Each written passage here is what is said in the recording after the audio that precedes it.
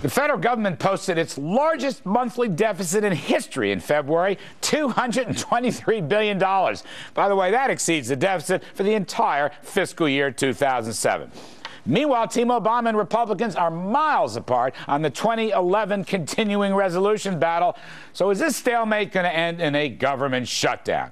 We welcome back Senator John Barrasso, Republican from Wyoming. He's the vice chair of the Senate Republican Conference. Mr. Barrasso, before we start, please take a listen to what Senate Majority Whip Dick Durbin said about the budget battle. Please take a listen. I think we push this to the limit. To go any further is to push more kids out of school, to stifle the innovation which small businesses and large alike need to create more jobs, and it stops the investment in infrastructure which kills good-paying jobs right here in the United States. All right, pushing more kids out of school. Senator Kerry said yesterday, John Kerry, that the Republican plan to cut, actually it's close to $70 billion off of the CBO baseline. That plan would be reckless and dangerous. And Senator Schumer of New York said that all this spending cuts will cause a double-dip recession. Senator Barrasso, how do you push back against this phalanx of opposition? Well, I think the way you started, Larry, you talked about the fact that in the month of February, a deficit of $223 billion. We're trying to save $61 billion. They're spending more than we're trying to save. So it's astonishing. We're now 29 months in a row, Larry, where we've added to the debt, where we've had an increasing deficit. So that's inexcusable. Our problem is that we spend too much. We need to get the spending under control. In a country as concerned as I am and you are about jobs and the economy, this debt is to me, a huge drag on the economy. And if interest rates start moving up, that's going to make it even that much harder. Senator, President Obama himself has said that the Republican plan is unacceptable because it defunds Obamacare, it restricts the money going to the EPA, and it defunds Planned Parenthood. He calls those political obstacles to a budget deal. Your response? Well, you and I know that the Obama health care law is something that actually is going to break the country. They've used a lot of accounting gimmicks, but ultimately, when you take a look at the expense of putting that health care program forward, it's something this country cannot afford. And then you talk about the Environmental Protection Agency.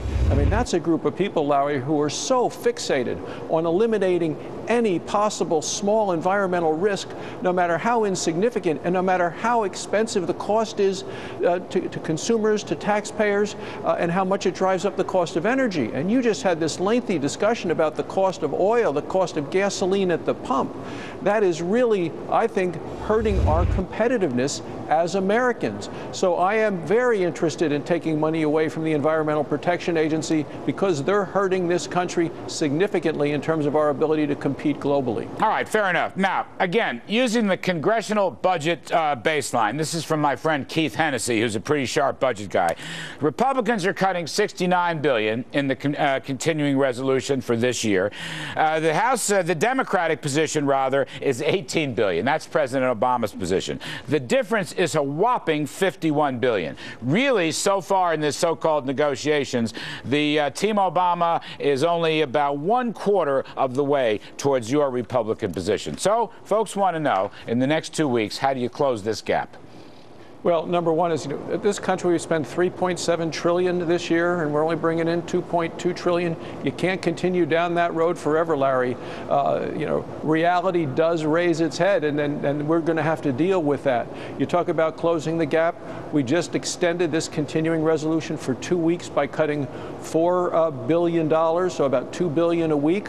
If you can't eat the whole loaf at once, maybe you go a slice at a time. I would welcome an opportunity to go with another couple of weeks for another $6 billion for 3 weeks to continue it that way as the discussion continues. But ultimately, you can't continue to spend more than you take in. But Senator, and our problem isn't that we're taxed too little, it's that we spend too much. I get the analysis, but where do you're part of the Senate Republican leadership, where do you draw the line? Where do you draw the line? Or does that line move into a government shutdown?